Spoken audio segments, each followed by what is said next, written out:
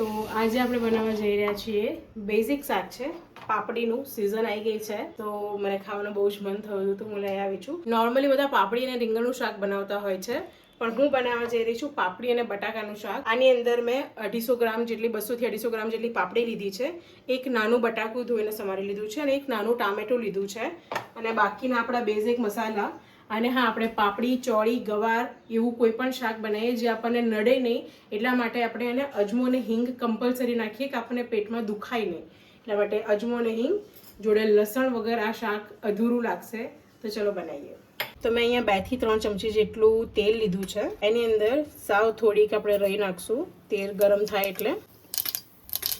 આપણી રાઈ કકડી ગઈ છે હવે આપણે આની અંદર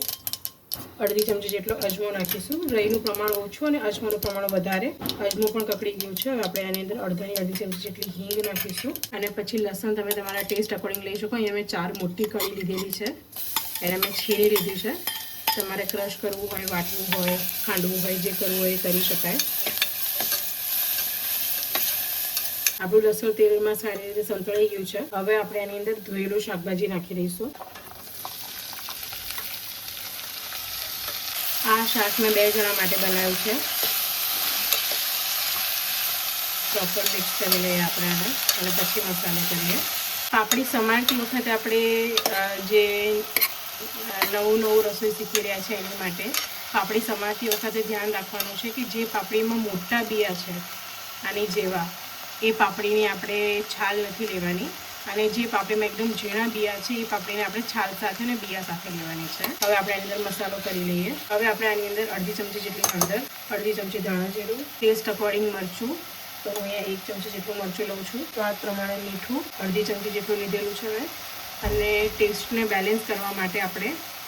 અડધી ચમચી જેટલી ખાંડ નાખવી જોઈએ હવે આપણે એને હલાવી લઈએ 1 મિનિટ માટે મેં મસાલો મિક્સ કરીને રવા દીધું હતું હવે આપણે આને સીટી મારવાની છે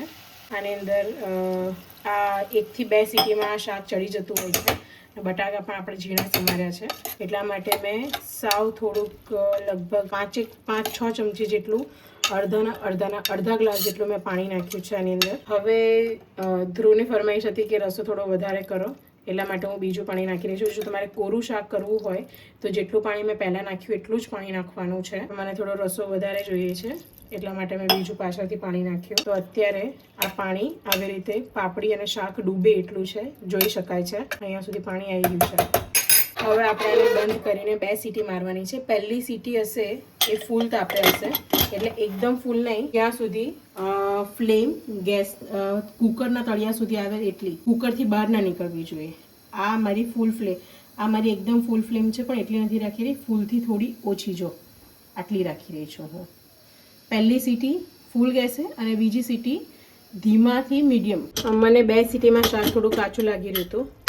તો મેં પાછળથી બીજી 1 સીટી મારી છે એટલે ટોટલ મેં 3 સીટી મારી છે જો તો એ પછી બી આટલો રસો છે અને આપણું શાક એકદમ ચડી ગયું છે જો આપણું બટાકું એ પણ થઈ ગયું છે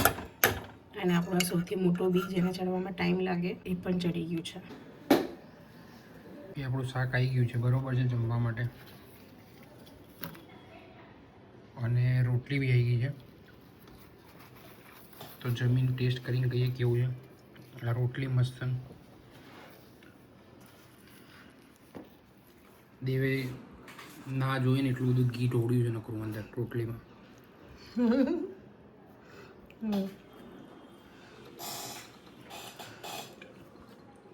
કેવું છે